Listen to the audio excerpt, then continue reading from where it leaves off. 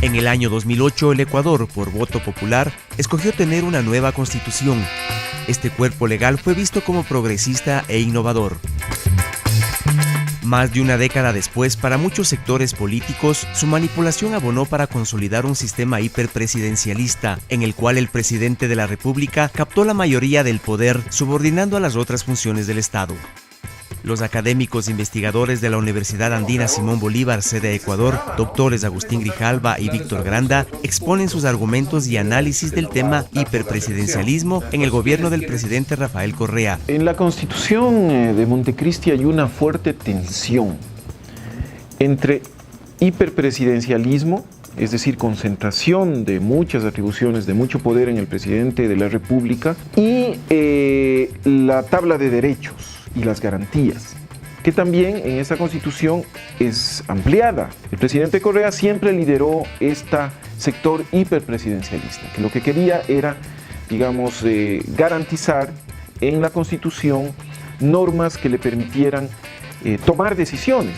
Estas normas de orientación, estas instituciones de orientación hiperpresidencialista han adquirido en estos 10 años mucha mayor fuerza que la garantía de los derechos, que de alguna manera sí son una limitación y orientación del poder. El Estado capitalista clásico tiene 3 poderes o funciones del Estado que son: el Ejecutivo, a la cabeza el Presidente de la República; el Legislativo, con la Asamblea o Congreso como representantes; y el Poder Judicial, a cargo del sistema jurídico con base en la Constitución. En la Constitución del año 2008 en Ecuador se aumentaron 2 funciones más: la electoral y la función de transparencia y control social. La nueva función del Estado es la función de control y transparencia, porque en el caso de la función electoral ya existía antes el Consejo Nacional Electoral o Tribunal Supremo Electoral. En todo caso se las eleva a nivel de 5 funciones del Estado, pero la que tiene importancia a nivel internacional y jurídico es la función de transparencia y control. Agrupa a la Contraloría, a las superintendencias, a la Defensoría del Pueblo, y se crea un nuevo organismo que es el Consejo de Participación Ciudadana y Control Social. Este nuevo organismo es ahora el encargado de seleccionar las autoridades de control. Algunas de estas autoridades de control antes eran elegidas por el antiguo Congreso Nacional, lo que degeneró en que se conviertan en cuotas políticas de los partidos. Para corregir eso, en la nueva Constitución de Montecristi se designó al Consejo de Participación Ciudadana y Control Social para elegir estas autoridades, que son: Defensor del Pueblo, Defensor Público, Fiscal General del Estado, Contralor General del Estado, miembros del Consejo Nacional Electoral, miembros del Tribunal Contencioso Electoral, Procurador o Procuradora General del Estado, superintendentes, magistradas y magistrados de la Primera Corte Constitucional y miembros de la Judicatura, un rol trascendente para el diseño y la gobernabilidad del Estado. Y además, este Consejo de Participación Ciudadana y Control Social es el encargado de tramitar y de investigar cualquier denuncia de corrupción que se haga en contra de cualquier funcionario en los diferentes niveles del Estado. El doctor Granda sostiene que hubo intervención externa en los mecanismos de elección de los miembros de este consejo para que se lleve a cabo la fórmula hiperpresidencialista en el gobierno de Rafael Correa. Con los reglamentos y las leyes que ellos aprobaron, ¿no es cierto?, el Consejo de Participación Ciudadana se integraba con delegados de las otras funciones del Estado. Como Correa controlaba la función primero legislativa y luego también la función judicial, luego de la consulta, entonces ellos mandaban los candidatos para integrar el comité de selección. Granda explica que las personas propuestas desde las organizaciones de la sociedad civil fueron de toda tendencia política, pero el comité de selección favoreció a los ciudadanos cercanos al presidente. Teóricamente eran organismos de la sociedad civil calificados por ellos los que hacían las propuestas, Pero finalmente el que hacía la selección y el concurso era este grupo llegado al presidente. Alguien que sea de la oposición o de un sector social o independiente se lo marginaba. Para el doctor Grijalva, el resultado de este mecanismo fue que los miembros elegidos del Consejo de Participación Ciudadana y Control Social se convirtieron en instrumentos del Ejecutivo. Las máximas autoridades de esta función de transparencia y control social son designadas por concursos cuestionables, por concursos en los cuales se nota una clara injerencia del Ejecutivo. Estos altos funcionarios se convirtieron también en un instrumento de control o de concentración del poder, al final especialmente en el presidente, antes que de redistribución del poder hacia los ciudadanos. Por eso es lo que yo digo, que el hiperpresidencialismo determinó que, en base del control que tenía el presidente, prácticamente manipuló a este organismo que era clave, porque es el que designaba autoridades y es el que investigaba corrupción. El análisis abarca otras acciones políticas que parten desde la Constitución de Montecristi y también en el transcurso de los 10 años de presidencia de Correa, que dieron como resultado un peso a favor de la función ejecutiva. La Constitución, me parece, tiene claros elementos de hiperpresidencialismo. La competencia del presidente para disolver la Asamblea, e incluso por un periodo, durante este periodo de disolución de la Asamblea, legislar solo bajo el control de la Corte Constitucional. Concentra una serie de facultades de política económica que antes incluso las desarrollaba de forma autónoma el Banco Central.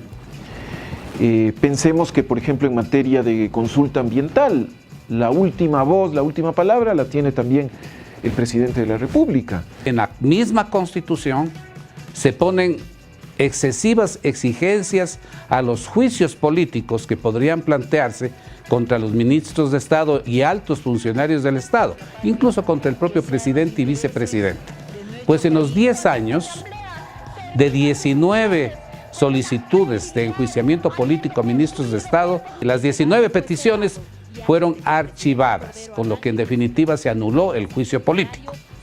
En lo que se refiere al Consejo de Participación Ciudadana, en lo que se refiere a su labor de investigar casos de corrupción, durante los 10 años no tramitaron un solo caso para investigar posible corrupción en la construcción de la gran obra pública nacional o grandes obras de infraestructura en las que emprendió el gobierno entre el 2007 y el 2016. Y finalmente la Contraloría General del Estado, que es la estructura para vigilar el manejo de los recursos públicos y la gestión pública, con una enmienda constitucional se le quitó a la Contraloría la potestad de hacer evaluación, investigación y sanción por mala gestión en los diferentes proyectos públicos. Y esa labor de evaluar la gestión se la trasladó a la propia Secretaría General de la Administración, que es el principal ministerio a disposición del presidente de la República, violando uno de los principios básicos en el aspecto jurídico y lógico de que el control tiene que ser independiente, externo, no puede uno mismo controlarse. En cuanto a la función electoral, en principio la idea es interesante. Sin embargo, lamentablemente, no hemos visto que, por ejemplo, el Consejo Nacional Electoral haya actuado con imparcialidad. Lo que hemos notado es que tanto la legislación como la manera de organizar los procesos electorales ha estado sesgado, favoreciendo durante estos 10 años principalmente al partido, a los movimientos del gobierno y aliados al gobierno. Esos son, ¿no es cierto?, los mecanismos a través de los cuales el hiperpresidencialismo bloqueó a la función de control, porque en definitiva no se ejerció el control político, se limitó el control externo de la Contraloría y se manipuló al Consejo de Participación Ciudadana para que no cumpla con las obligaciones que están en la Constitución.